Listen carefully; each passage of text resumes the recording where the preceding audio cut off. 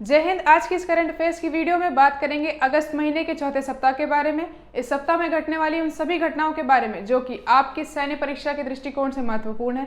साथ ही जानेंगे कुछ नई योजनाओं के बारे में जो कि सरकार ने लॉन्च की है। आइए बात करते हैं अपने पहले टॉपिक के बारे में। राजस्थान की सरकार ने 20 अगस्त को एक नई योजना की शुरुआत की है जिसका नाम इंदिरा रसोई योजना रखा गया है। साथ ही जानते हैं कि भारतीय नौसेना और ऑस्ट्रेलिया की नौसेना ने एक ज्वाइंट जजमेंट पर सिग्नेचर किया है, यानी कि दस्तावेज पर हस्ताक्षर किए हैं। साथ ही जानेंगे वियतनाम की नौसेना और भारतीय नौसेना के बीच में हुए द्विपक्षीय बायलैटरल एक्सरसाइज के बारे में। आगे जानेंगे कैबिनेट ने एक नए योजना पर, एक नए मिशन पर अपनी मोहर लगाई है जिसे national mission of edible oils के नाम से भी जाना जा रहा है। साथ ही जानेंगे सुप्रीम कोर्ट द्वारा हाल ही में मोहर लगाए गए एक नए एक्ट के बारे में जिसके अंतर्गत एनडीए की परीक्षा में अब महिलाएं यानी कि लड़कियां भी भाग ले सकेंगी। आगे जानेंगे मीटी के बारे में जो कि महिलाओं को एक नए अवार्ड से नवाजा जाने की बात कही गई है।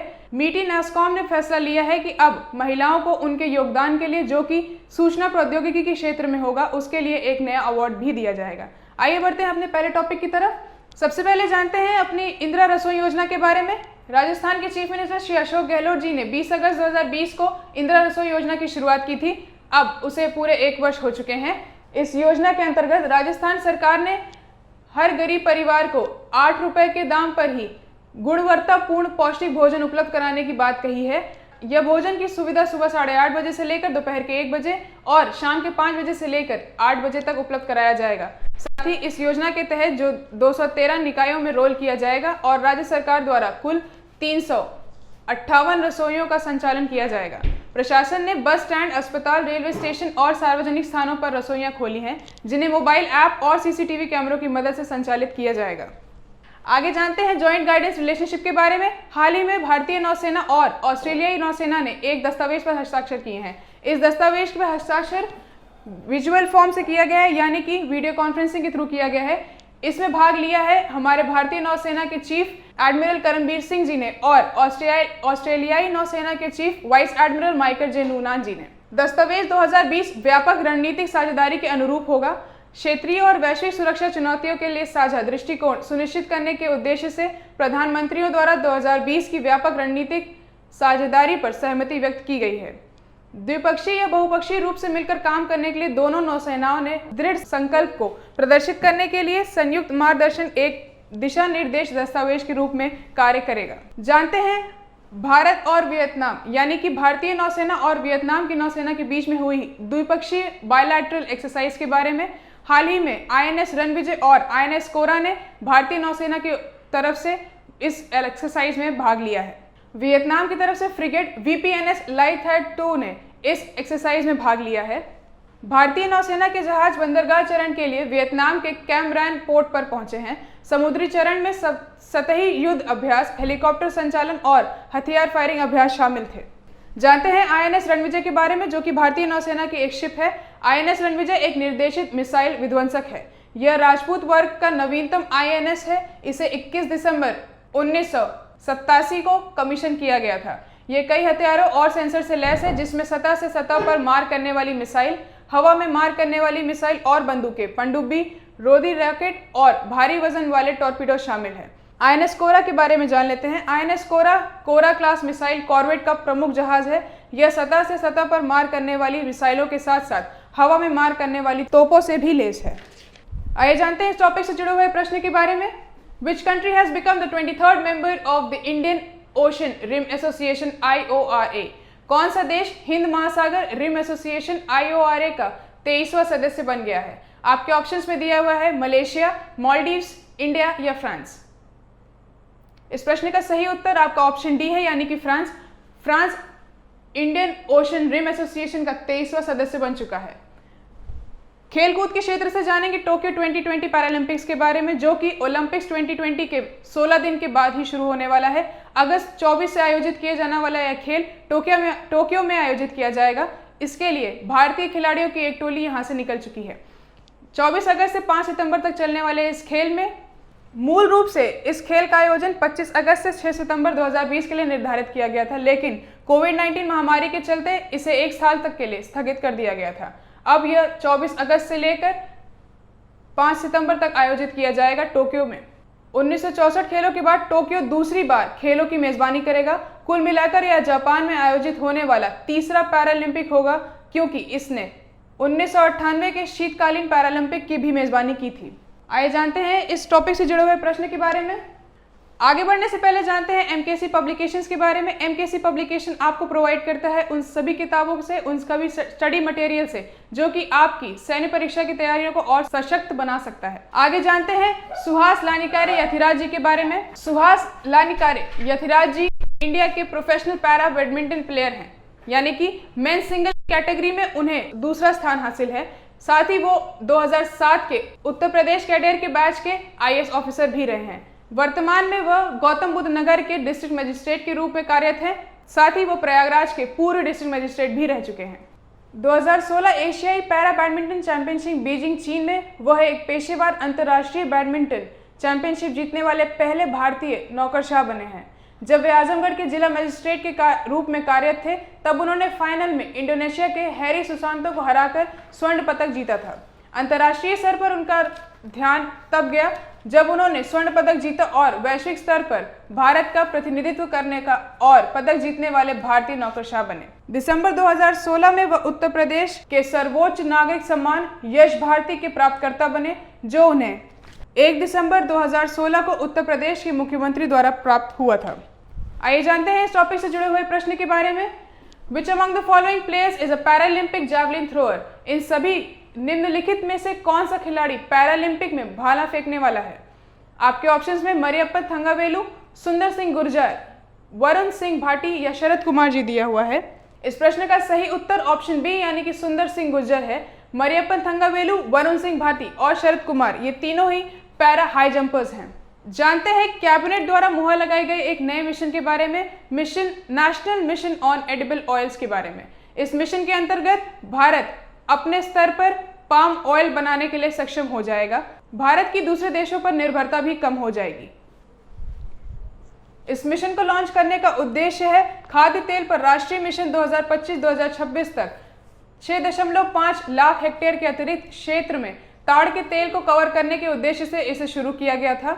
यह 10 लाख हेक्टेयर के लक्ष्य तक पहुंचने का प्रयास करता है।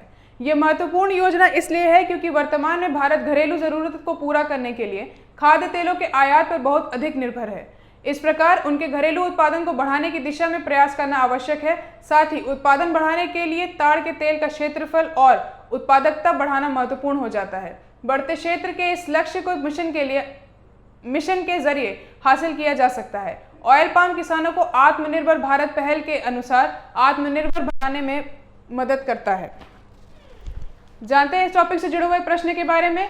From which of the following countries is India importing palm oil? Bharat निम्नलिखित में से किस देश से पाम ऑयल का आयात कर रहा है? Brazil, Argentina, Russia, Indonesia.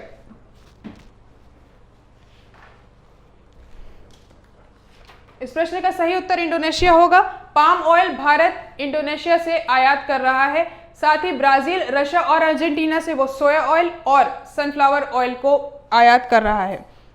आगे बढ़ने से पहले जानते हैं एमकेसी लर्निंग ऐप के बारे में। इस लर्निंग ऐप के तहत आपको मिलते हैं recorded lectures, live video lectures और नोट्स पीडीएफ के फॉर्म में, जिसे लेकर आप अपनी तैयारियों को और मजबूत कर सकते हैं। आगे बढ़ते हैं, जानते हैं अपने अगले टॉपिक के बारे में। सुप्रीम कोर्ट ने हाल ही में लड़कियों को एनडीए एग्जामिनेशन में बैठने की अनुमति दे दी है, जो कि 5 सितंबर को आयोजित होने वाला है। सुप्रीम कोर्ट ने कुश कालरा द्वारा दायर एक रिट याचिका के महिलाओं को एनडीए परीक्षा के लिए अनुमति दी है। कुश कालरा ने याचिका दायर कर महिलाओं को एनडीए की प्रवेश परीक्षा में बैठने की अनुमति मांगी थी। याचिका में संविधान के अनुच्छेद 14, 15, 16 और 19 के उल्लंघन के मुद्दे पर प्रकाश डाला गया, क्योंकि यह पात्र महिला उम्मीदवारों को एनडीए में शामिल होने के अवसर से वंचित कर रहा था। एनडीए के पूर्व छात्रों में 3 परमवीर चक्र प्राप्तकर्ता और 12 अशोक चक्र प्राप्तकर्ता शामिल हैं। इसने अब तक 27 सेवा प्रमुखों का भी उत्पादन किया है। जानते हैं इस टॉपिक से जुड़े हुए प्रश्न के बारे में। Who among the following has received Paramvir Chakra? Ved प्रकाश मलिक, बिपिन चंद्र जोशी, गुरबचन सिंह सलारिया या शंकर राय चौधरी? इस प्रश्न का सही उत्तर आपका ऑप्शन सी गुरबचन सिंह सलारिया जी होगा। वेद प्रकाश मलिक आपके पीवीएसएम यानी कि परम विशिष्ट सेवा मेडल, एवीएसएम अति विशिष्ट सेवा मेडल से सुसज्जित हैं। बिपिन चंद्र जोशी परम विशिष्ट सेवा मेडल, अति विशिष्ट सेवा मेडल से सुसज्जित हैं। बढ़ते हैं अपने अगले टॉपिक की तरफ। छत्तीसगढ़ की सरकार ने हाल ही में एक नई योजना की शुरुआत की है। इसके अंतर्गत उन सभी भूमिहीन किसानों को न्यूनतम वेतन प्रदान किया जाएगा।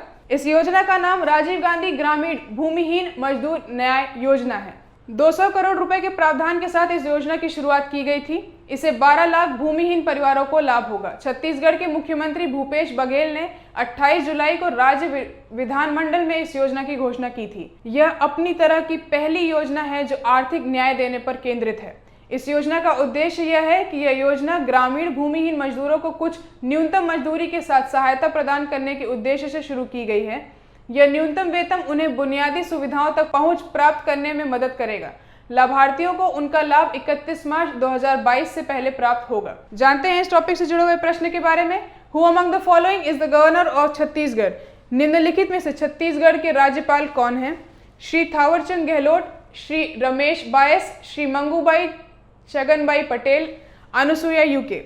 इस प्रश्न का सही उत्तर ऑप्शन डी अनुसुईया उइके है। श्री थावरचंद गहलोत जी आपके कर्नाटक के राज्यपाल हैं, श्री रमेश बाई झारखंड के राज्यपाल और श्री मंगूबाई छगनबाई पटेल मध्य प्रदेश के राज्यपाल हैं। जानते हैं टीसीएस टाटा कंसल्टेंसी सर्विसेज के बारे में। भारत की यह दूसरी कंपनी है जिसने 13 लाख करोड़ की मार्केट प्राइस को पार किया है।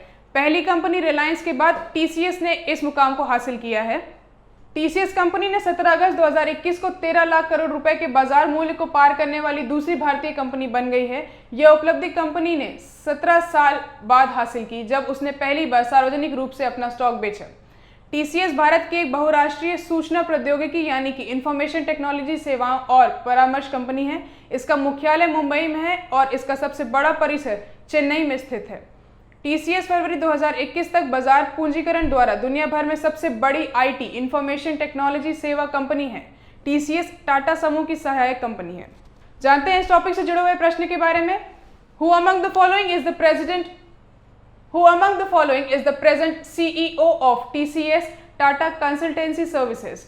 निम्नलिखित में से कौन टीसीएस के वर्तमान सीईओ हैं? राजेश गोपीनाथन, विजय शेखर शर्मा, समीर निगम, बिपिन प्रीत सिंह। इस प्रश्न का सही उत्तर ऑप्शन ए राजेश गोपीनाथन है। ऑप्शन बी विजय शेखर शर्मा आपके वर्तमान के सीईओ हैं पेटीएम के, समीर निगम जी सीईओ हैं फोन पे के और साथ ही बिपिन प्रीत सिंह सीईओ हैं मोबिक्विक के। आगे बढ़ने से पहले जानते हैं एमकेसी टेस्ट प्रिपरेशन ऐप के बारे में। इस प्रिपरेशन ऐप में आपको 5000 से अधिक प्रैक्टिस पेपर्स और मॉक टेस्ट की सुविधा दी जाती है। जानते हैं अपने अगले टॉपिक के बारे में। मीटी नैस्कॉम ने हाल ही में यह निर्णय लिया है कि वह महिलाओं के योगदान पर उन्हें अवार्ड प्रदान करेगा, उन्हें सम्मान प्रदान करेगा। उनका योगदान इंफॉर्मेशन टेक्नोलॉजी यानी कि सूचना प्रौद्योगिकी के क्षेत्र में नवाजा जाएगा। भारत सरकार ने 17 अगस्त 2021 को मीटी नैस्कॉम स्टार्टअप महिला उद्यमी पुरस्कार 2020 और 2021 की घोषणा की है। मीटी ministry of electronics and information technology NASSCOM is National Association of Software and Service Companies। मीटी नैस्कॉम महिला स्टार्टअप उद्यमी पुरस्कार पहला कदम है जो महिलाओं में उद्यमशीलता की भावना को पहचानता है और उसे विकसित करता है। पुरस्कार महिलाओं को अगली पीढ़ी के मार्गदर्शक रोल मॉडल के रूप में काम करने के लिए भारतीय डिजिटल युग का नेतृत्व करने के लिए प्रेरित करेगा। यह उन होनहार उद्यमी को भी प्रोत्साहित करता है जो देश की अर्थव्यवस्था के साथ साथ सामाजिक समुदाय में योगदान करते हैं। मीटी संयुक्त राष्ट्र महिला उद्योग और शिक्षा जगत के नेताओं को मिलाकर 12 महिला उद्यमी को विजेता के रूप में चुना गया है।